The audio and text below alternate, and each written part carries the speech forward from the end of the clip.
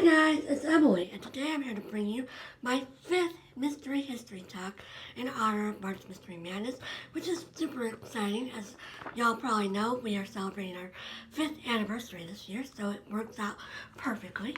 And this video is going to be talking about a mystery that is a little less historical than my previous videos. This mystery took place in my lifetime, and it's a case that has really interested me, and I want to share some of it with you. And this is the case of Maura Murray. And Maura Murray was a 21-year-old college student studying nursing at the University of Massachusetts in Amherst, Massachusetts. And on the evening of Monday, February 9th, 2004, she was driving up this curvy road in Haverhill, New Hampshire, and she hit a tree.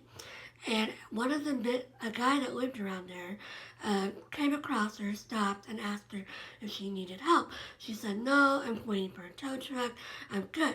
The guy got in his car and went on to his house. He lived right up the road. So he literally got home 1 minute or 2 minutes later.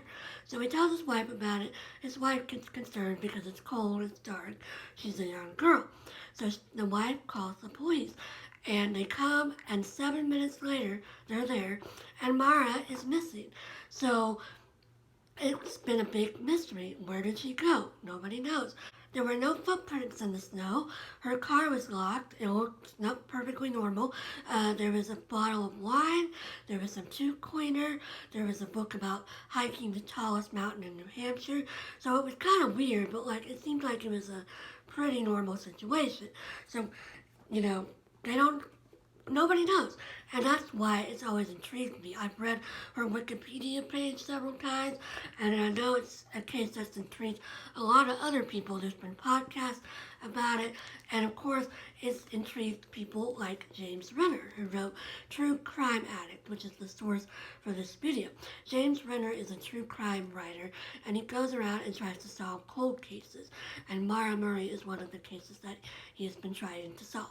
Renner, in the course of the book, Renner speaks to some of Maura's friends.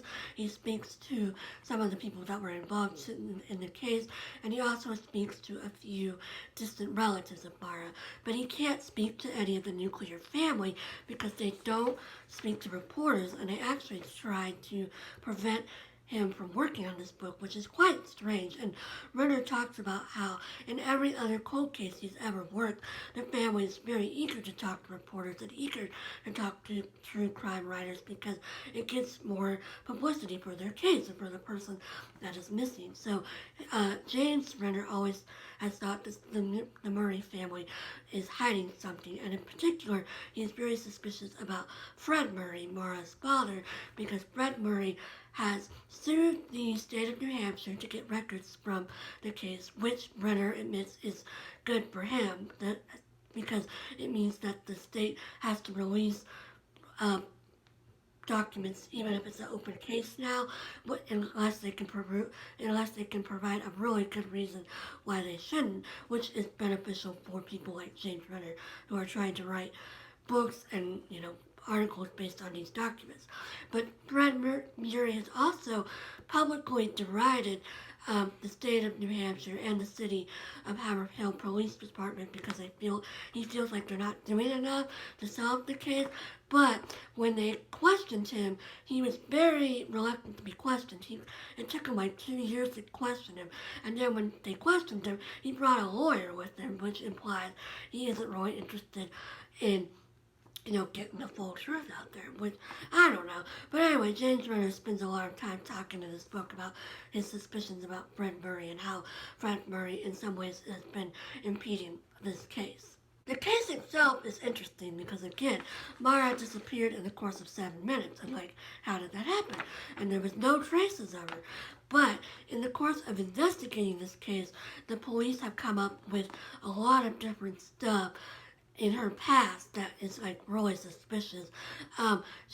When she first disappeared, there was a lot of publicity about how she's an all-American girl, and she was on the track team in high school, and she won some championships. So she's very beloved in her hometown. But she went to West Point for college to start with, but she was kicked out for stealing from the Fort Knox commissary. She stole some stuff, and so she was kicked out for that.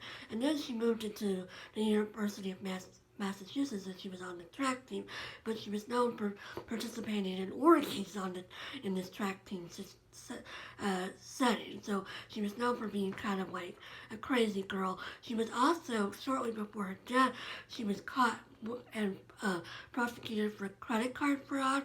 She had stolen some credit card numbers off her receipts, which is, of course, very suspicious. It meant she was going to get a criminal record, which would probably make it harder for her to get hired in a nursing job. They also, a few days before her death, on the Thursday before, she had a meltdown at her job, and she told her supervisor it was because she had had a very upsetting phone call with her sister. So she went home from work early. And then on the Monday that she disappeared, she emailed her professors and said there'd been a death in the family, which there had not been a death in the family. So, and then also when they got into her dorm room, the police, it had been packed up. Her posters had been taken down, and she packed her stuff into boxes. So it's very suspicious. She also had a boyfriend that had been cheating on her. So it's there's all these different possibilities. Was it suicide? Did her father kill her? Did her boyfriend kill her? Did she just get in some random person's car and then get murdered that way? There's just all these possibilities. I think that's why her case attracts people. There's so many things that could have happened, and it's just really, really interesting and unique. And there's also, going back to Fred Murray, apparently Maura had had a car accident 2 days before her disappearance, and she and Fred had argued about it, although this is coming from second-hand sources that Renner had talked to. And so, there's this sort of suspicion around Fred that maybe something had happened. Also, her car, these official reports said she ran into this tree in New Hampshire, but other people who have seen the car and have seen pictures of the car think that the car accident had actually happened earlier, and that maybe she had staged this wreck hitting the tree. So there's all these suspicions about what could have happened. Renner's theory is that Maura was driving with another person, there were two cars, and that they were going to Canada to get away from the credit card fraud and possibly to get away from the boyfriend. And he thinks that she either wrecked this car or framed this wreck with this tree, and then called the person that was going with her and got in that person's car, and that's why there's no trace. Because there's no footprints. There's no signs of a struggle. There's nothing around the car or in any of the evidence that implies that there was any kind of struggle. The tandem driver theory makes sense to me, but there's also other little things. The guy that towed the car, when he towed it, he found a rag stuffed in the tailpipe of Maura's car, which implies that possibly somebody was trying to make her crash, or she could have put it in there to divert suspicion if it was a situation where she was running away. Again, nobody knows, and it's all up in the air. On his way to go look for her after this disappearance happened, her boyfriend actually got a voicemail on his phone of a woman crying, and the police said they traced the number, and it belonged to a Red Cross worker who was just very upset and wanted to comfort the boyfriend. But of course, there's all these conspiracy theories, and a lot of people don't believe that actually happened. And that's one reason why Maura's case is so popular, because literally 4 days before Facebook was invented, the Facebook went live. So it was the first case of the social media era, and a lot of people were talking about it on Facebook because, of course, New Hampshire is close to Harvard and all those East Coast colleges that got Facebook first. So it's just really interesting how this case was just right at the right time, and had just enough weird stuff going on with it that made it interesting to people and made them want to talk about it. So nobody knows if Maura's case is ever going to be solved. Renner seems to think that it will be solved. He thinks that one day Maura's skeleton will be found, or she'll turn up in Canada. He actually went up to Canada and interviewed some people, and some people, he had a picture of Maura that was like aged up to look like what she would look like now, and some people said they had seen her. So maybe she's in Canada and one day she'll be revealed. I mean, nobody knows, but it's just a really interesting case. This is a really interesting book. I will say there is a lot of focus on James Renner's life in this book and how the experience affected his life. And he also talks about like his history and why he got into true crime reporting and stuff like that. But on the whole, it's a really interesting book. It's a really interesting case. And yeah, Maura Murray is just a really interesting mystery and one that I'm very intrigued about. So I hope everybody's having a great day and you're having a great March Mystery Madness and you're reading some great books. And I'll talk to you again soon.